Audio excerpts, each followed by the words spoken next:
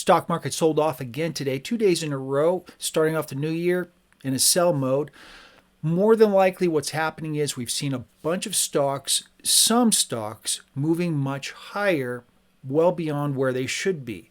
And we're seeing that kind of contract. Same time, bond yields moved up a little bit higher. The 10-year yield crossed 4% today, but then flight to quality, people rushed in as stocks sold off. So it kind of conflicted there.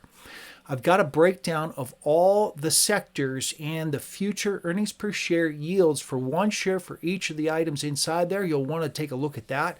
I'll break down the rest of the stock for the stock market review today. Let's jump in. If you're just finding my channel for the first time, thanks so much for stopping by. I do a stock market review every day. Make sure to hit that like and follow button. And what I do is break down value investing techniques with economics and what that happened with the stock market for the day. Here we are looking at, this is future earnings per share and yield on each of the sectors to include the S&P 500, all 500 stocks, the NASDAQ 100, and then the various sectors. And then I divide them up into ETFs simply because that's how I trade them, each individual sector. So you can see the ETF's ticker symbols there. What I did over the holiday break, I updated my spreadsheets. I've got a lot. 500 in the NASDAQ, in the S&P 500. There's a couple extra in the NASDAQ. And then many other ETFs. What I did was I got the future earnings per share for each stock over the next 4 quarters. And then I put them into that spreadsheet with just one share. And so the question is, we look at the very top, S&P 500 priced, all the stocks added up, one share, 99,000. Future earnings per share for each of those stocks individually, 5,000. Yield 5.029 for the S&P 500. As these prices move lower, the yield moves higher. So you could look at this as a buy on the dip opportunity, but we don't really know everything with what is going to happen with interest rates. Big picture is going to hit on Friday with non-farm payrolls. Tomorrow morning, Thursday, we get continuing claims and unemployment insurance claims, initial claims. That should give us an idea as to what Friday looks like. The thing is, the employment picture has not been slowing down as much as everybody had been thinking.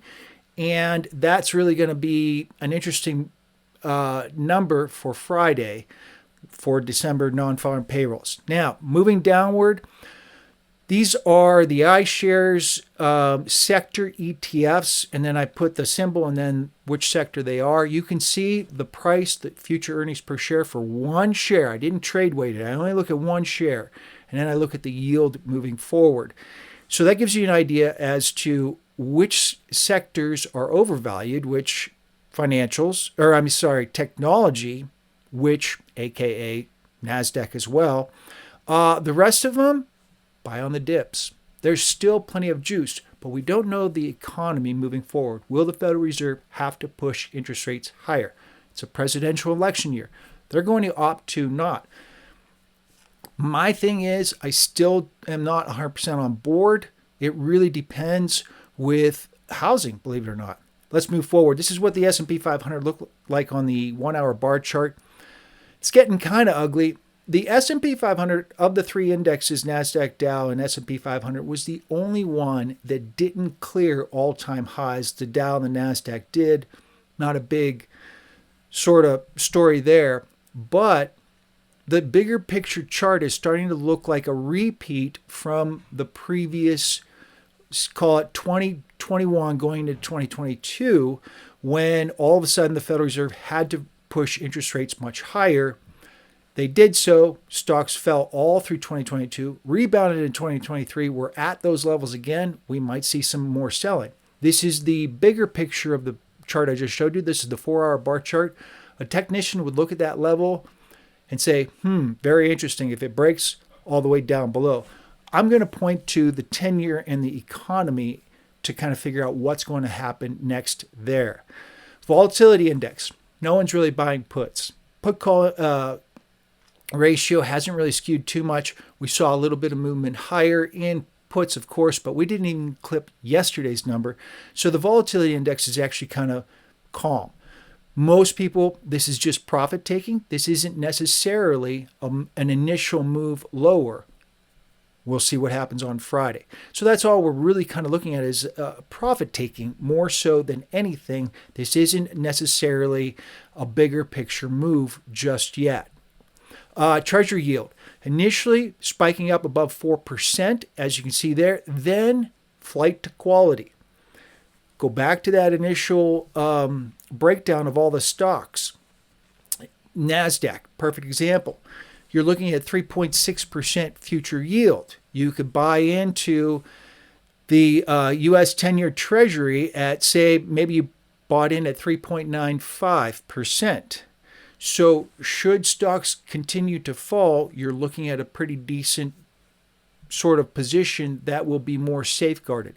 So initially we saw the 4% level break and then flight to quality. People rushed into that.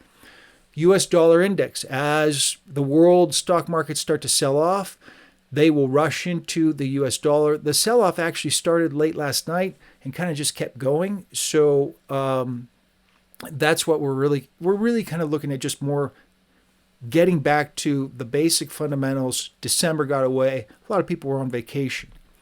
Oil spiking back upward over the past couple hours.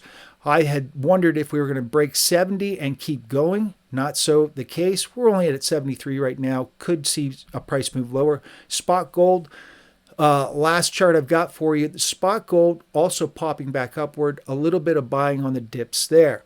With interest rates, the big picture comes on Friday. We get another piece of the puzzle on Thursday morning. It's one that I actually look at more often because it's more accurate. It's individuals showing up and filing claims, then those continuing claims week after week after week, versus non-farm payroll is a phone call survey. They make about 60,000 phone calls, and then they ask the question, how many new employees were added? It gets revised, then it gets revised again. It's one of the reasons why I'm not a huge fan of non-farm payrolls. I actually like Thursday's number data points better. We better start seeing some softening in employment. Otherwise, things could get kind of interesting there. Make sure to hit that like and follow button. I do a stock market review every day, kind of breaking down how the economy is working and what's happening with the stock market. Hit that like and follow button. See you in the next video.